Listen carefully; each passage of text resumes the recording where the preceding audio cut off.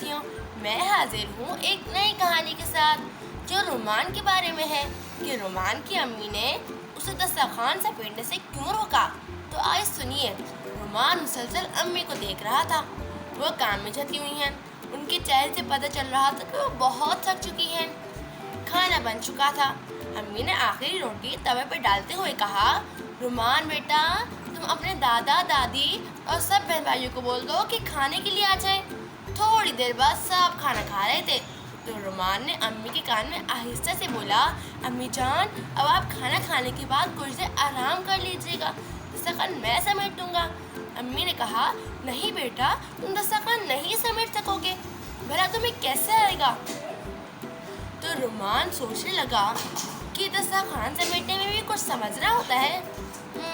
جھوٹے برتن کچن میں رکھنا، دسترخوان جھاڑنا اور آخر میں جھاڑو لگا دینا، بس ختم۔ تھوڑی دیر بعد سب کھانا کھا رہے تھے تو رومان جھوٹے برتن اٹھا کے باورچی خانے میں لے جانے لگا۔ جب باورچی خانے سے باہر آیا تو اس نے دیکھا امی دسترخوان سے کچھ چن کر الگ کر رہی ہیں۔ اس نے امی جان سے پوچھا، امی جان، یہ آپ کیا کر رہی ہیں؟ امی جان نے کہا، بیٹا، یہ روٹیوں کے بڑے ٹکڑے ہیں اور یہ بوٹیوں کے ٹکڑے ہیں اور یہ روٹیوں اور چاول کے باریک ذرات ہیں اور یہ رہی ہڈیاں۔ امی تیزی سے ہاتھ چلا رہی تھیں۔ رومان نے کہا، امی جان، لیکن آپ اس کا کریں گے کیا؟ امی بولی، بیٹا، یہ لو، یہ روٹیوں کے بڑے ٹکڑے جو ہیں جا کے چھت پر ڈالو، پرندوں کے کام آ جائیں گے، اور یہ جو بوٹیوں کے ٹکڑے ہیں میں باہر دروازے کے وہاں ڈال دوں گی، کچھ بلیاں ہوتی ہیں وہ لے جائیں گے، اور یہ جو روٹیوں اور چاول کے باریک ذرات جو ہیں میں اس کو چونٹیوں کے بل کے آگے گرا دوں گی، وہ لے جائیں گی۔ رومان نے پوچھا، امی جان، اور یہ ہڈی کو کیا کریں گی؟ امی نے کہا، بیٹا، یہ ہڈیاں پچھلے دروازے کو وہاں ڈال دوں گی، کچھ کتے ہوتے ہیں وہ لے جائیں گے۔ امی نے اپنی بات ختم کرتے ہی رومان کو دیکھا۔ رومان ابھی بھی حیران تھا۔ امی نے اسے اپنے پاس بٹھایا اور کہا، دیکھو بیٹا، کسی بھی رزق کو کبھی بھی ضائع نہیں کرنا چاہیے اور کبھی نہ پھینکنا چاہیے۔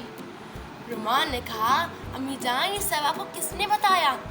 امی بولی، بیٹا، یہ ہمارا دین اسلام ہمیں سب سکھاتا ہے، ہمارے بزرگوں کے طریقے ہیں، اگر ہم ان کی کتابیں پڑھیں تو ہمیں پتہ چلتا ہے کہ ہر کام کے کچھ آداب ہوتے ہیں، دسترخوان سمیٹنے کے بھی۔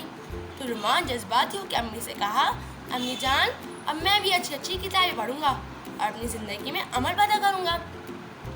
امی نے رومان کا ماتھا چوما اور مسکراتے ہوئے کہا، ضرور بیٹا۔ تو پیارے دوستوں، یہ کہانی آپ کو بہت اچھی لگی ہوگی اور آپ کو دسترخوان سمیٹنے کے آداب پتہ چل چکے ہوں گے، تو کیوں نہ اس پہ عمل کرنا شروع کریں، آپ بھی اور میں بھی۔